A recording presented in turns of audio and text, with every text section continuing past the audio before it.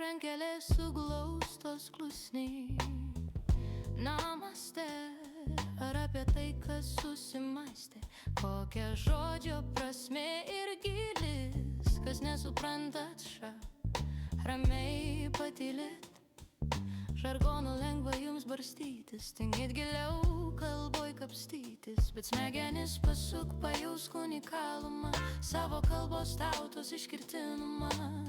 Tu prisimink, ką mokė pirmoj klasėj, jau ten formavomės nedrosiai, ir būdami tik 3 ir 6 nuliai mes kovėmės kaip ringė buliai. Mus grūdino kitos tautos kaimynai, nejaudino tada tos svetimos kalbos šiukšlinai. Šiandien parduodami mes dvasią, pasirenkam išnykti, teigiu tai drąsiai. Skaudus mišrūniškas pasirinkimas nuves į tragišką likimą.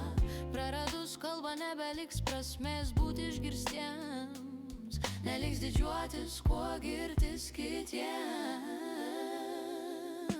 Išnykus mūsų savitumai, niūrus bus nuotraukų albumas, be dvasios, be veidų, bet tiek brangių lietuviškų tarmių, ir nebeliks su kuo dalintis, receptais siuviniais dabintis. Neliks žydrų akių, šviesių kasų ir molio sienų istorijom dengtų.